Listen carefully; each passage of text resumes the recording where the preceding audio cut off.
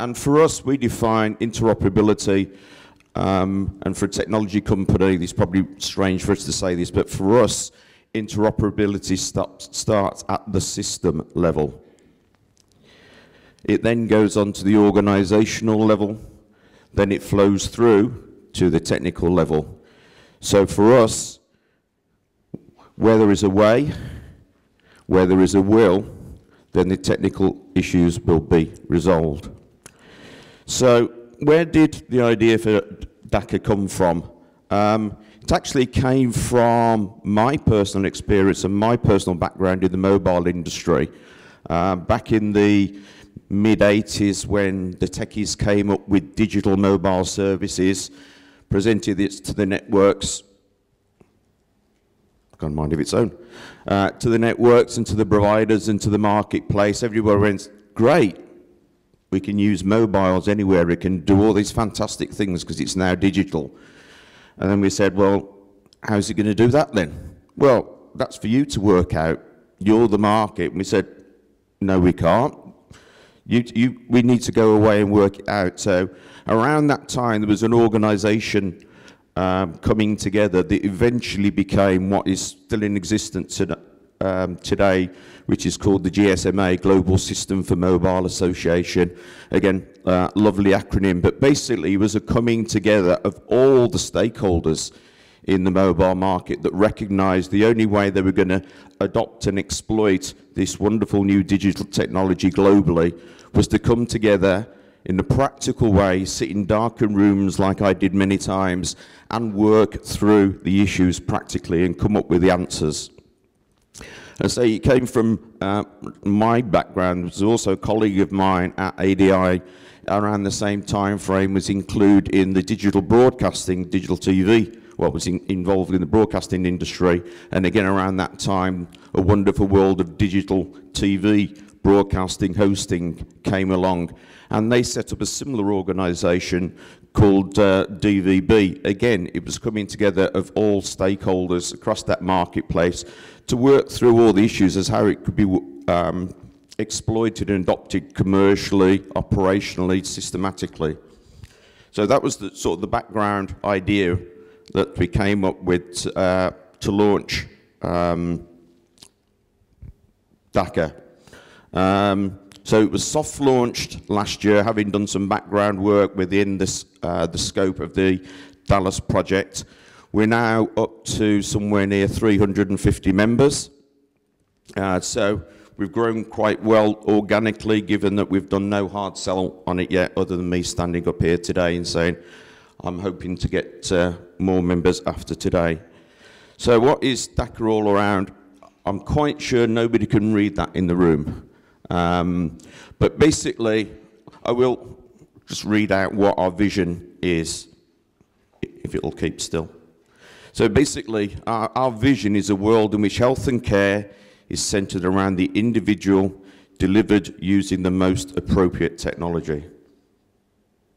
That's what we're about, and our mission is to enable market growth through interoperability and scale. So how do we work?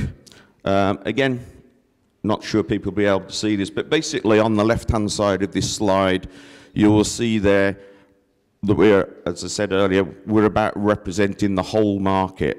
So we're trying to attract and encourage every single type of stakeholder in there, be they professionals, the supplier. It's got a mind of its own. So we're just trying to get everybody in the room. The way that it works on a day-to-day basis is it's up to those stakeholders to raise the issues. We come together formally each quarter, and I'll come on to that shortly. But we also try and do things in a virtual way and gather ideas and issues, what people are surfacing as problems, what they see as enablers to a problem, and bring those into DACA. We get DACA members that coalesce around those issues and say, you know, I have an interest in that issue, I have an interest in coming up with an answer to that issue, and we create what we call special interest groups. Nothing special about the name, it's just a special interest group. But what those group of members will do is come together, work through firstly what is the problem, because part of the problem is not having a common language and a common understanding of what that problem is. But they will then work through that problem, come up with some ideas and options as to how that problem might be addressed. And most importantly, we'll publish that widely. So if you go onto our DACA website, which you saw the landing page of there, and you sign up, of course, that will give you access as a DACA member to a number of what we call profile documents that have been developed over the last 2.5 years within Dallas and now extending beyond Dallas remit on a number of areas. We currently have 9 live special interest groups. Again, quickly reading through those for those that can't read that. And so we're looking at the importance of economic and business models, reference architecture, self-care, medical apps, metrics and measurement, which I'll dwell on that one because this special interest group on measurement and metrics has very much been inputted into the NHS England commissioning toolkit. For those that you saw that being published week before last. So it was the special interest group coming together under DACA that input to that commissioning toolkit. We then go on to other issues that we talked about earlier around information governance, scalability, and importantly, patient viewpoint, and finally, healthcare education, which is a new special interest group which is just forming. So in terms of the process we go through, as I say, what we've found is the first issue is one of getting a common understanding of what the problem is. This idea originated when we first came together within the 4 Dallas communities. There we were, all 4 projects, all under this Dallas banner, all funded by the TSB at the time, all looking to develop and implement new ecosystems. And we got in the room and very quickly we realised we were all talking completely different languages.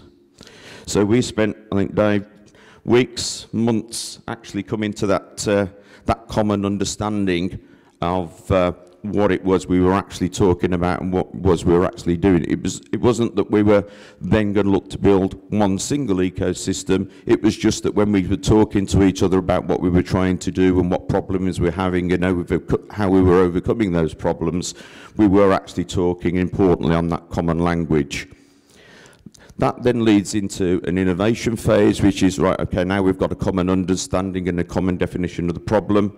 What are the potential options and solutions to that problem?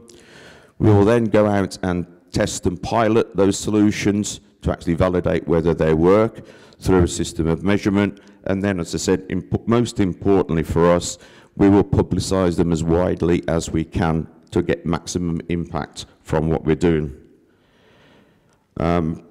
So just focusing specifically on one piece of work, probably in the context of the theme of today, was the work that we did on what we termed reference architecture.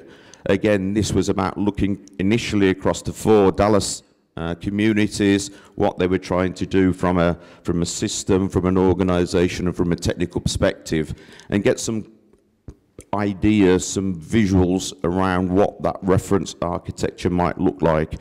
Again, as I say, not about building one single ecosystem in one single way, but just having a point of reference, the clue's in the name, that we can look at in terms of establishing that common language. And I'm quite sure when David and Morris talk, following myself, some of the work that we did will become evident within what they have to say.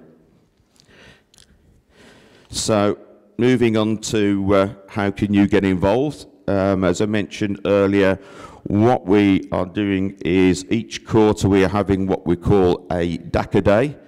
We're trying to arrange those, one in the north, one in the south. Our last one was hosted up here by Mai, and we had various representatives, I think, in the room from Northwest Coast, Our next Stacker Day is actually on the 29th of January, which I don't know anybody's already signed up for that. I would love to invite more people, but I'm actually pleased to say we are way oversubscribed for that. So you can still go onto our website. You still can sign up to go onto our waiting list.